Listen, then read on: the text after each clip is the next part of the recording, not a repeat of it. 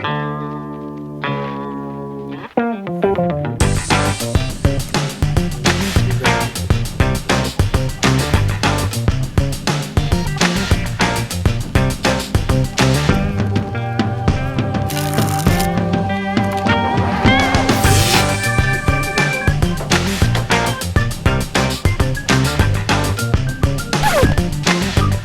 à tous, c'est Cartomaniac, ça fait super longtemps que j'ai pas fait de vidéo, ça fait 4 fois que je réessaye de faire celle-ci, j'en peux plus.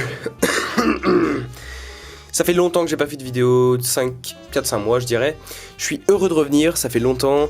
J'avais un peu perdu le goût de la magie. J'essaie de le reprendre, de me remotiver, de reprendre la forme. J'ai changé beaucoup de changements dans ma vie, les examens, l'école, le lieu d'habitation, le style de vie, tout a changé dans ma vie. Je suis assez heureux de vous retrouver pour aujourd'hui une vidéo sur un change qu'on pourrait appeler le past change. Vous allez comprendre tout de suite pourquoi. On passe directement à la démonstration, ensuite à l'explication comme à chaque fois, pour ne pas changer, et les conseils de la fin, et puis les remerciements évidemment. A tout de suite pour la démonstration.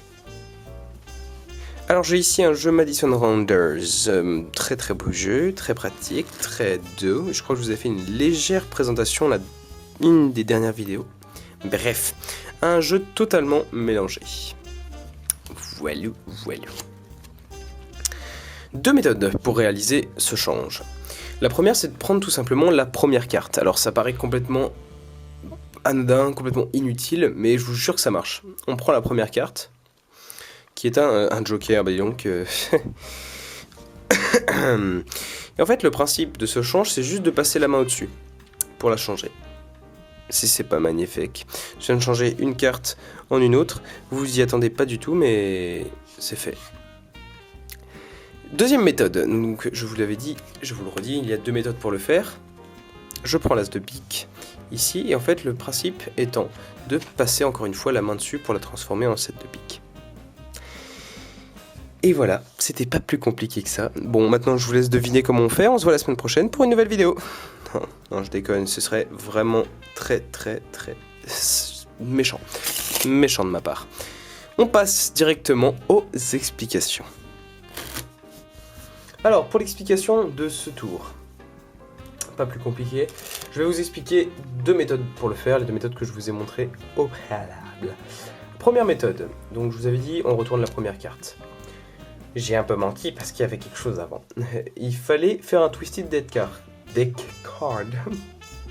Oh, pardon.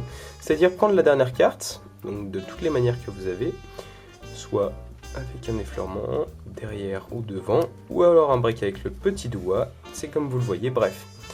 Vous allez retourner la carte. Bam! Ça, c'est dans une de mes dernières vidéos. Gardez un peu break au petit doigt, c'est très important. Vous retournez maintenant la première carte, qui est ici le 5 de cœur. Le roi de cœur. J'ai trop de mal avec les cartes en ce moment, je vous jure.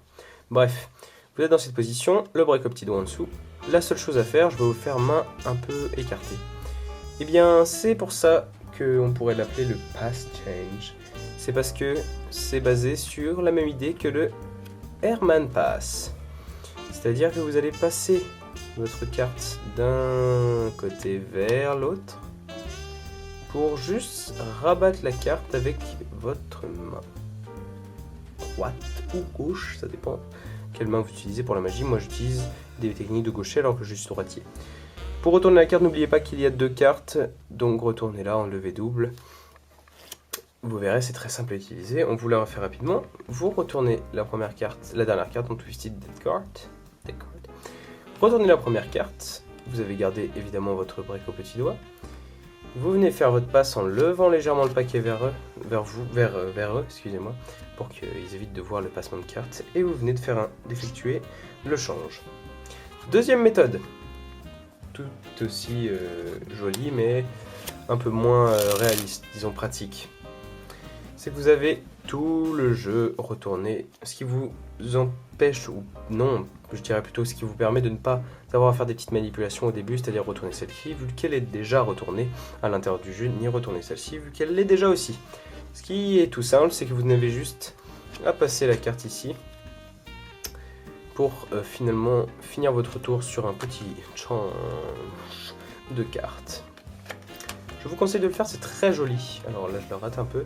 Et c'est très pratique à faire, c'est basé sur la même technique que le change. Donc si vous êtes entraîné pour le Airman Pass, pardon, si vous êtes entraîné pour le Airman Pass, je vous jure que c'est très utile.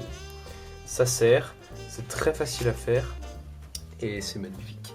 Alors, évidemment, pour les conseils, je vous conseille de vous donner à fond dans l'entraînement parce que ça, je vous jure que c'est un truc assez difficile à ce niveau-là. Car au lieu d'avoir tout un paquet dans la main, vous n'avez qu'une carte, donc disons que le degré de difficulté est légèrement augmenté parce que la carte c'est bien plus léger que tout un paquet. Donc ça peut facilement se plier ou se bloquer ou alors même tomber comme ceci, c'est vraiment très embêtant. Voilà, beaucoup d'entraînement. À chaque fois il y a beaucoup d'entraînement, de toute façon c'est basé là-dessus, les temps de magie. Voilà, c'est déjà la fin de la vidéo, ça fait plaisir d'avoir repris. J'espère que cette vidéo vous aura plu. N'hésitez pas à vous abonner pour suivre tout le reste de mes vidéos. Vous pouvez aller voir sur ma chaîne. N'hésitez pas à aimer si ça vous a plu. Franchement, ça pourrait m'aider.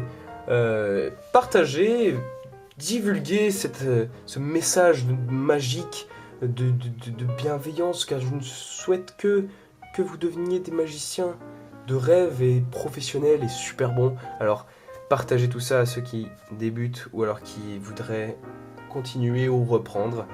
Et à la prochaine pour une nouvelle vidéo.